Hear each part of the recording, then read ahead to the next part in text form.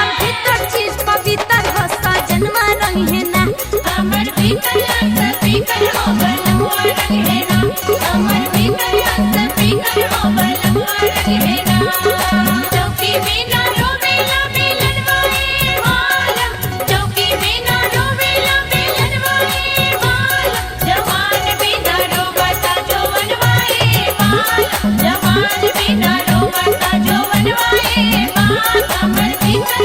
Speaker हो बलमुआ रंग है ना हमर भीतर स्पीकर हो बलमुआ रंग है ना करे उद्घाटन रतन जी जय सोई है जीजा सोई है हो जीजा सोई है देहिया के जंग हमर ठीक से छोड़ाई है ठीक से छोड़ाई है हमर ठीक से छोड़ाई है करे उद्घाटन हमर बड़का जी जय आई है देहिया के जंग हमर ठीक से छोड़ाई है बैठी न सोना जाए कि कोना सभे बाटे चीटर हो बलमुआ रंग है बैठी न सोना जाए कि कोना सभे बाटे चीटर हो बलमुआ रंग है ना सजनवा रंग है ना हमर भीतर चीज पवित्र हो बलमुआ रंग है ना हमर भीतर स्पीकर हो बलमुआ रंग है ना हमर भीतर स्पीकर हो बलमुआ रंग है ना हाय हाय पाकर देवरा होले रसदार होली में बड़ा रस मिलेला हाय हाय पाकर देवरा हो हाय हाय पाकर देवरा होले रसदार होली में बड़ा रस मिलेला राजा जी के भगे डाला तिलक नजर दोइया राजा जी के भगे डाला तिलक नजर दोइया राजा जी के भगे ठिकाना में दम बाटे होली में बुझाई होली में बुझाई होली में बुझाई आ भाई काजल गोलू जोरा जमाई हो जोरा जमाई ठिकाना में दम बाटे होली में बुझाई आ भाई काजल गोलू जोरा जमाई होकी लड़ाई तबे बुझाई कौन बाटे कटर हो बलमुआ रंग है ना होकी लड़ाई तबे बुझाई कौन बाटे कटर हो बलमुआ रंग है ना सजनवा रंग है ना हमर भीतर चीज पवित्र हो बलमुआ रंग है ना हमर भीतर स्पीकर हो बलमुआ रंग है ना हमर भीतर स्पीकर हो बलमुआ रंग है ना जीजा रंग है गल गुलगुला देवरा दत्ता भीतर हो बलमुआ रंग है ना जीजा रंग है गल गुलगुला देवरा दत्ता भीतर हो बलमुआ रंग है ना बलमुआ रंग है ना हमर भीतर चीज पवित्र हो बलमुआ रंग है ना हमर भीतर स्पीकर हो बलमुआ रंग है ना हमर भीतर स्पीकर हो बलमुआ रंग है ना हमर भीतर स्पीकर हो बलमुआ रंग है ना हमर भीतर स्पीकर हो बलमुआ रंग है ना हमर भीतर स्पीकर हो बलमुआ रंग है ना DJ Manoj Aryan. Aryan. Holi है Aryan. Aryan. Aryan. Aryan. Aryan. Aryan. Aryan. Holi खेले रंग मेरा अवध में होली खेले रंग मेरा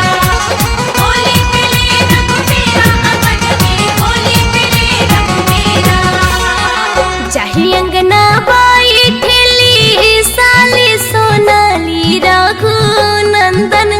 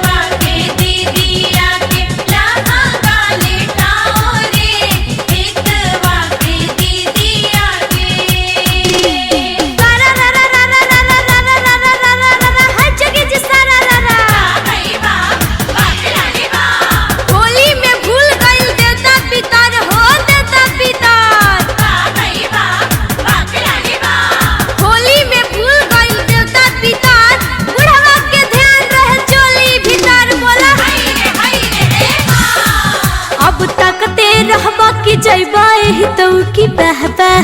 अपन दीदिया नचइबा की जइबा एही तो की बहबा अपन दीदिया नचइबा की जइबा अपन बहिन नचइबा की जइबा एही तो की बहबा